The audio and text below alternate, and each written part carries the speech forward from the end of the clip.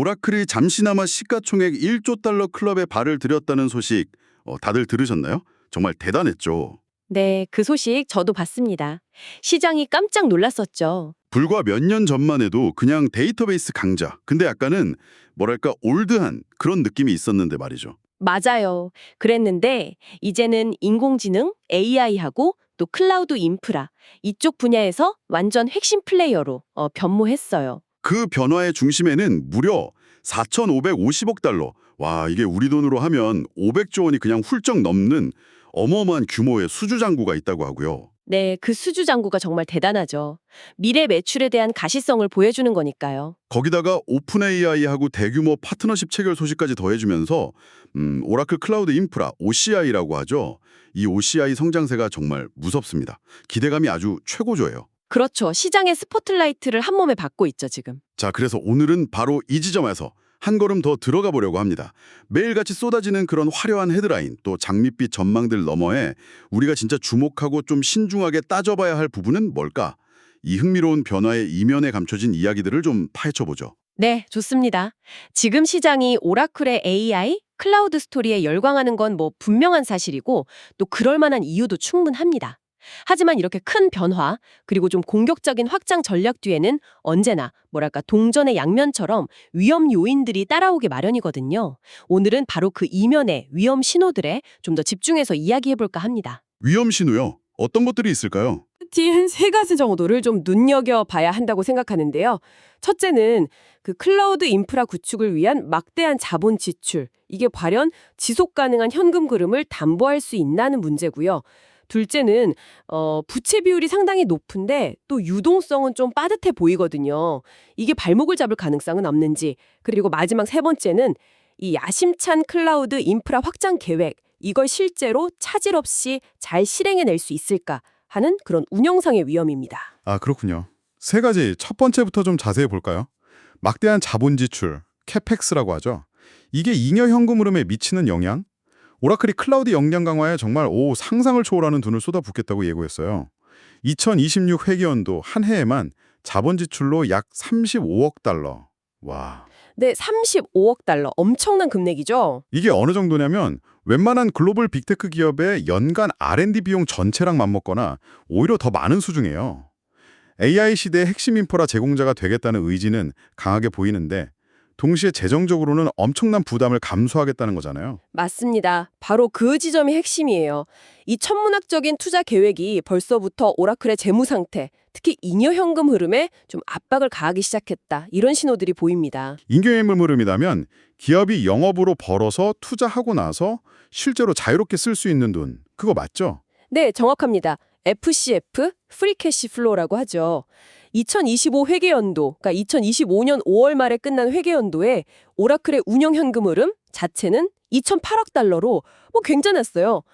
근데 문제는 바로 다음에 2026 회계연도에 예상되는 자본 지출이 350억 달러라는 거죠. 아, 벌어들이는 현금보다 투자해야 할 돈이 훨씬 많네요. 네, 그렇죠. 운영 현금 흐름만으로는 이 막대한 투자금을 감당하기가 어려운 계산이 나오는 겁니다. 물론 2026년에 OCI 사업이 정말 폭발적으로 성장해서 수익성이 크게 좋아진다면 부족분의 일부를 메꿀 수도 있겠죠. 하지만 상당 부분은 결국 회사가 가진 현금을 쓰거나 아니면 외부에서 추가로 자금을 조달해야 할 가능성이 높아 보입니다. 그게 왜 중요한가요? 이게 중요해지는 이유는요. 그렇게 되면 결국 주주들에게 돌아갈 몫이 있잖아요. 예를 들면 배당금 지급이라던가 자사주 매입 같은 주주 환원 정책에 제동이 걸릴 수가 있다는 거죠.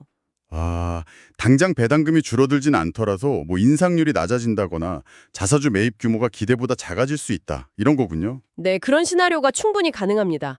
과거에 AWS나 애저가 클라우드 시장 초기에 확정할 때랑은 좀 다른 모습이에요. 그 회사들은 당시에 이제 캐시카우 역할을 하던 기존 핵심 사업들, 아마존은 전자상거래, MS는 윈도우나 오피스, 여기서 나오는 풍부한 잉여 현금 흐름이 있었거든요. 그걸 바탕으로 클라우드 투자를 밀어붙였죠. 그래서 부채 의존도를 낮추면서도 공격적인 확장이 가능했는데 오라클은 현재 좀 다른 방식으로 이 문제를 풀어가고 있는 셈입니다. 그렇군요. 잉여 현금 흐름은 기업의 장기적인 성장이나 주주 가치에 정말 중요한 건데 여기에 제약이 생긴다는 건 상당히 신경 쓰이는 문제네요. 결국 오라클 경영진은 좀 어려운 선택을 해야 할 수도 있겠어요. 빚을 더 내서라도 투자를 계속할 거냐 아니면 주주들 눈치를 좀 보면서 투자 속도를 늦출 거냐? 혹은 뭐 다른 비용을 줄여서 둘 다 만족시키려 할 거냐? 맞습니다. 어떤 선택을 하든 간에 쉽지 않은 결정이죠. 투자자 입장에서는 어느 것 하나 마음 편히 보긴 어려운 시나리오들이고요. 네, 오라클 경영진의 고민이 깊어지겠네요. 자, 그럼 두 번째 위험 신호로 넘어가 볼까요? 높은 레버리지, 즉 부채 비율 문제랑 좀 넉넉하지 않은 유동성 문제. 재무상태표를 보니까 부채 규모가 상당하더라고요. 총 부채가 1,560억 달러. 근데 자기 자본은 250억 달러? 이게 6배가 넘는 수준이잖아요. 네, 자기 돈보다 빌린 돈이 훨씬 많은 거죠. 레버리지가 상당히 높습니다. 게다가 단기적인 지급 능력을 보여주는 유동 비율, current ratio라고 하죠. 이게 1 미만이라는 점도 좀 눈에 띄던데요. 네, 유동 비율이 1 미만이라는 건 간단히 말하면 1년 안에 갚아야 할 빚, 즉 단기 부채가 당장 현금화할 수 있는 자산, 유동자산보다 많다는 의미입니다. 아, 그럼 이 두 가지를 합쳐보면 빚도 많은데 당장 현금 흐름도 좀 빠듯하다 이렇게 볼 수 있는 건가요? 네, 그렇게 해석할 수 있습니다. 오라클은 현재 상당히 높은 부채 부담을 안고 있으면서 동시에 단기적인 자금 흐름도 꽤 타이트한 상태로 운영되고 있다. 이렇게 볼 수 있죠.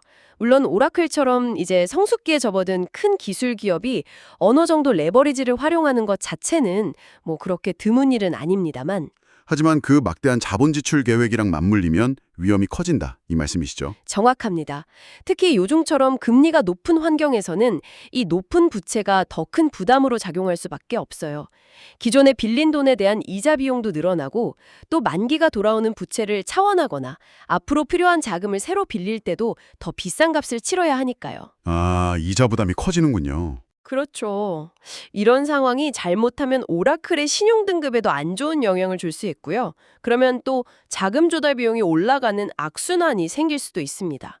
이거 좀 더 큰 그림에서 보면 이런 재무 구조는 앞으로 예정된 그 막대한 클라우드 인프라 투자를 위한 자금을 추가적인 빚을 내서 조달하는 걸 상당히 어렵게 만들 수 있습니다. 그럼 돈은 어디서 마련하나요? 물론 오라클 시가총액이 워낙 크니까요. 정말 필요하다면 기존 주주들의 지분 가치를 좀 희석시키는 방식, 즉 유상증자, 주식을 새로 발행해서 자금을 확보할 가능성은 열려 있습니다. 아, 주식 발행이요? 그것도 주주들은 별로 안 좋아할 텐데요. 그렇죠. 그것도 주주들에게는 달가운 소식은 아니죠. 이게 왜 중요할까요?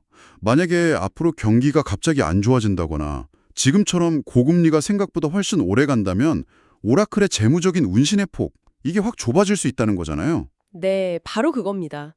이자 부담이랑 부채 상환 압박은 커지는데 클라우드 경쟁에서 뒤처지면 안 되니까 투자는 계속해야 하고 그야말로 진퇴양난에 빠질 수도 있는 거죠. 결국에는 성장을 좀 희생하더라도 투자 속도를 늦추거나 아니면 주주 환원을 줄이는 등 좀 고통스러운 결정을 내려야 할 수도 있습니다. 상대적으로 재무 구조가 좀 가볍고 현금 흐름이 좋은 다른 소프트웨어 경쟁사들에 비하면 오라클은 예상치 못한 외부 충격에 대응할 수 있는 재무적인 완충지대랄까요? 그게 좀 상대적으로 얇다고 볼 수 있어요. 그만큼 실수할 여유가 많지 않다는 의미이기도 하고요. 네, 정말 그렇겠네요. 자, 이제 마지막 세 번째 위험 신호로 가보겠습니다. 야심찬 클라우드 인프라 확장 계획과 관련된 실행의 문제. 오라클이 내놓은 성장 목표가 정말 입이 떡 벌어질 정도예요. 2026 회계 연도에 OCI 매출을 무려 77%나 성장시키겠다. 그리고 몇 년 안에 회사 전체 연매출 1,400억 달러 이상을 달성하겠다. 와. 네, 정말 야심전 목표죠. 이건 아마 아까 말씀하신 그 4,550억 달러 수주 잔고랑 오픈 AI의 그 프로젝트 스타게이트 같은 수십억 달러짜리 초대형 AI 계약들. 이게 다 현실화될 거라는 자신감의 표현이겠죠? 네, 그렇겠죠. 만약 이 숫자들을 정말 달성한다면 오라클은 뭐 AI 시대를 이끄는 진정한 승자 중 하나로 기록될 겁니다. 여기서부터 이야기가 정말 흥미로워지는 거죠. 하지만 그 실행 과정이 문제다. 맞습니다. 그 만약을 현실로 만드는 과정이 결코 순탄치 않을 수 있다는 점을 간과해서는 안 됩니다. 전 세계적으로 데이터 센터를 제때 필요한 만큼 짓고 운영하는 건 엄청나게 복잡하고 어려운 과제거든요. 그렇죠. 그냥 건물만 짓는다고 되는 게 아니니까요. 네, 단순히 건물 짓는 걸 넘어서 최첨단 반도체 칩, 특히 GPU 같은 것들을 제때 충분히 확보해야 하고 또 기하급수적으로 늘어나는 전력 소모량을 감당해야 하고요.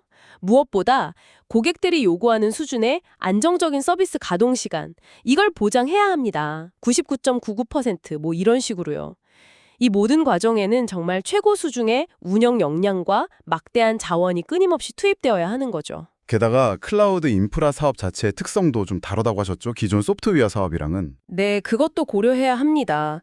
오라클의 전통적인 주력 사업이었던 데이터베이스나 기업용 소프트웨어 사업은 한번 구축하면 비교적 높은 마진을 꾸준히 얻을 수 있는 그런 구조였어요. 하지만 클라우드 인프라 사업은 좀 다릅니다. 초기 투자 비용이 엄청나게 많이 들고요. 경쟁도 워낙 치열해서 가격 압박도 심해요. 아마존, 마이크로소프트, 구글 같은 거대 기업들이랑 경쟁하면서 충분한 규모의 경제를 달성하기 전까지는 수익률이 상대적으로 낮을 수밖에 없습니다. 아, 그러니까 돈은 많이 들어가는데 이익을 내기까지는 시간이 좀 걸릴 수 있다. 네, 막대한 투자를 해도 그 결실을 보기까지 예상보다 더 긴 시간이 걸릴 수 있다는 거죠. 이런 배경 속에서 몇 가지 좀 중요한 질문을 던져볼 수 있어요. 예를 들어 만약 오라클이 AI 학습이나 추론에 대한 실제 시장 수요를 좀 과대평가했다면 어떻게 될까요? 또는 데이터 센터 짓는 과정에서 예상치 못한 기술적 문제나 뭐 부품 공급망 차질 아니면 각국 정부 규제 같은 그런 어려움에 부딪힌다면요. 혹은 뭐 경쟁이 너무 치열해져서 수익성 압박이 예상보다 커진다면. 그 수주 잔고가 아무리 많아도 그게 실제 매출이랑 이익으로 매끄럽게 이어지지 못할 수도 있겠네요. 네, 바로 그겁니다. 아무리 4,550억 달러라는 인상적인 수주 잔고를 확보했다고 해도 이게 투자자들이 기대하는 만큼의 실제 매출과 이익으로 바로 연결되지 못할 가능성은 늘 존재합니다. 예를 들어서 핵심 부품인 GPU 확보에 어려움을 겪는다거나 데이터 센터 건설에 필요한 전력 확보가 좀 지연된다면 당연히 수주한 계약을 이행하는 데 차질이 생길 거고 이건 곧바로 매출 인식 지연으로 이어질 수 있겠죠. 기대와 현실 사이에 이런 잠재적인 불일치가 생길 수 있다는 거군요. 이게 현재 오라클에 대한 시장의 그 뜨거운 열기를 순식간에 식혀버릴 수도 있는 위험 요인이 되겠네요. 맞습니다. 특히 지금처럼 기대치가 하늘을 찌를 듯이 높은 상황에서는 아주 작은 균열이나 예상치 못한 좀 실망스러운 소식 하나만으로도 투자 심리가 급격히 얼어붙고 주가가 큰 폭으로 재평가될 수 있다는 점을 반드시 염두에 두어야 할 것 같습니다. 실행이라는 두 글자에 정말 많은 것이 달려있네요. 네, 그렇죠. 실행 능력, 이게 핵심이죠. 자, 그럼 지금까지 저희가 나눈 이야기들을 한번 정리해 볼까요? 오라클은 분명 놀라운 변화의 중심에 서 있습니다. 한때는 레거시 테크의 대명사처럼 여겨졌지만 이제는 AI와 클라우드라는 가장 뜨거운 분야에서 강력한 경쟁자로 부상하면서 시장의 재평가를 받고 있죠. 특히 그 4,505억 달러라는 막대한 수주 잔고는 경쟁사들이 쉽게 따라올 수 없는 미래 성장에 대한 강력한 가시성을 제공하는 확실한 무기임에는 틀림없습니다. 네, 그 점은 분명합니다. 하지만 그 이면에는 우리가 오늘 좀 깊이 파고든 세 가지 주요 위험 신호들이 존재한다는 거죠. 첫째, 천문학적인 자본 지출로 인한 잉여 현금 흐름 압박과 주주환원 제약 가능성. 둘째, 높은 부채 비율과 좀 빠듯한 유동성이 가져올 수 있는 재무적 불안정성 문제. 그리고 셋째, 야심찬 클라우드 인프라 확장 계획을 현실로 만드는 과정에서 필연적으로 따르는 복잡하고 어려운 실행상의 과제들. 이 세 가지 모두 결코 가볍게 볼 수 없는 상당한 도전 과제들입니다. 그렇군요. 정말 양면이 다 있네요. 따라서 오라클을 바라볼 때는 좀 균형 잡힌 시각이 필수적이라고 생각합니다. AI와 클라우드를 향한 오라클의 그 야심찬 비전과 잠재력은 분명 실제라고 또 높이 평가할 만합니다. 하지만 동시에 이러한 긍정적인 전망과 함께 오늘 우리가 짚어본 이런 잠재적인 위험 요인들도 좀 냉정하게 고려해야 한다는 거죠. 무조건적인 낙관론이나 혹은 비관론보다는 양쪽 측면을 모두 인지하고 앞으로의 전개 과정을 신중하게 지켜보는 자세가 필요합니다. 네, 균형 잡힌 시각 중요하죠. 오라클이 과연 이 만만치 않은 위험들을 얼마나 슬기롭게 관리하고 헤쳐나가면서 스스로 설정한 그 높은 목표들을 성공적으로 달성해 나갈 수 있을까요? 그게 이제 관건이겠죠. 앞으로 발표될 분기별 실적 발표나 경영진의 메시지를 통해서 우리는 더 많은 단서들을 얻게 될 겁니다. 정말 한순간도 눈을 떼기 어려운 흥미로운 여정이 될 것 같네요. 주의 깊게 지켜봐야겠습니다. 네, 그렇습니다. AI 시대의 핵심 인프라 제공자 라는 그 왕좌를 차지하기 위한 오라클의 이 대담하고 어쩌면 좀 위험천만해 보이기까지 하는 이 베팅은 과연 세계의 성공 사례로 기록될까요? 아니면 막대한 투자 부담과 그 복잡한 실행의 벽 앞에서 결국 좌초하게 될까요? 여러분은 이 거대한 기술 기업의 다음 행보에서 어떤 점을 가장 날카롭게 주시하시겠습니까?